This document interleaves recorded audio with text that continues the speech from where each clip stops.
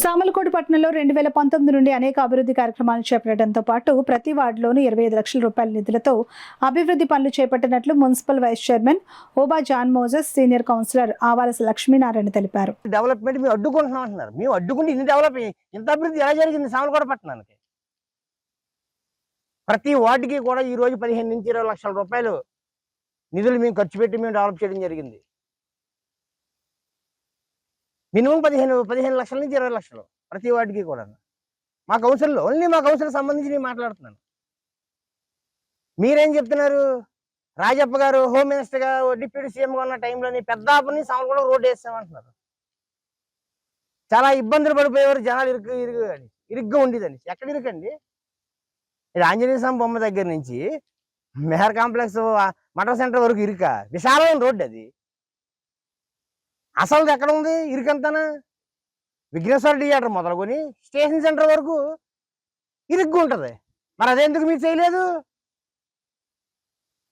Development అంటే విశాలంగా ఉన్నది, ఎవరికి ఇబ్బంది లేనిది అది కాదు కదా. అసలు ఎంత ఇబ్బంది పడుతున్నారు విఘ్నేశ్వర థియేటర్ దగ్గర నుంచి స్టేషన్ సెంటర్ వరకు అంటే ఎందుకు చేయలేదని నేను చెప్తాను. అంటే మీ తెలుగుదేశం నాయకులు, మీ తెలుగుదేశం కార్యకర్తలు ఆస్తులు ఉన్నాయని చెప్పి అక్కడ మీరు అవేమి కొట్టకుండా అక్కడ వరకు చేసి వదిలేశారని నేను అడుగుతున్నాను. మేము తెచ్చాము మేమేం చేయడానికి? మీరు ఎంతమంది కౌన్సిలర్స్ ఉన్నారు కౌన్సిల్లోని? కౌన్సిల్ తీర్మానం అయితేనే కదా ఉంటుంది. మన తెలుగుదేశం నాయకులు మాట్లాడుతూ లీడర్ గారి తోటలో రోడ్డు మేమేయించాం, జనరల్ హాస్పిటల్లో వెళ్ళే రోడ్డు మేమేయించాం, వేరేది ఇంకోటి ఏదో మేమేయించాము, తర్వాత గణేష్ కాలనీలో రోడ్డు మేమేయించాము అంటున్నారే. అంటే మీరు ఆమోదించారా? అవి ఏ ఫండ్స్? కొన్ని ఎమ్మెల్యే ఫండ్స్ అనుకోండి, మేము తెచ్చామండి, మా ఎమ్మెల్యే గారు తెచ్చారు, మేము వేసామండి అని మీరు మాట్లాడవచ్చు. ఇదిగోండి చూడండి ఒకసారి ప్రెస్ వర్క్, ఇదిగోండి 4 వర్కులు కూడా మరి మొన్న ప్రెస్ మీట్లో వాళ్ళే వేసానంటున్నారే. ఇది ఒక్కసారి బీపీఎస్ స్కీమ్ ద్వారా 80 లక్షల రూపాయలు మున్సిపాలిటీలో ఉన్నాయి, ఈక్వల్ టు జనరల్ ఫండ్. అది ఆ ఫండ్స్ ద్వారా మా గౌరవ సభ్యులు అందరూ కూడా మాకు ఈ ఇబ్బందిగా ఉంది ఈ రోడ్లు అని చెప్పేసి లారీ యూనియన్ రోడ్డు, రెండోది ప్లేడర్ గారి తోట, తర్వాత ఏమో జనరల్ హాస్పిటల్ రోడ్డు, ఇవన్నీ కూడా వాళ్ళు ఇవ్వడం జరిగింది. దాని ప్రకారం మేము తీర్మానం చేసి కౌన్సిల్లో ఆమోదిస్తే మేమేసేమంటారేంటండి? పెద్దాపురం నియోజకవర్గం దౌలూరు దొరబాబు గారి ఆధ్వర్యంలో మేము వార్డు కౌన్సిలర్స్ కింద నెగ్గిన లేడీస్ అందరం ఉన్నామండి ఇక్కడ.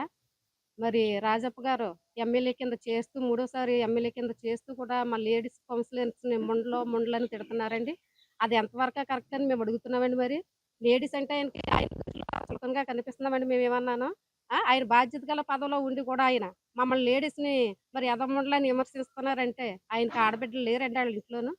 మేము ఎదమండలమండి. మేము బాధ్యత గల పదవులు అయినా ఎలాగున్నారో మేము కూడా వార్డు తరపున కౌన్సిలర్స్ కింద మేము కూడా నెగ్గిన మనుషులమండి మేము. మరి ఆ విషయం అయితే మటుకు వెనక తీసుకోవాలండి. లేకపోతే తీసుకునే వేడలు అయితే అండి ఆయన మీద వెంటనే మేము ధర్నాకి బహిరంగంగా మేము తర్వాత క్షమాపణ చెప్పాలండి. మాకు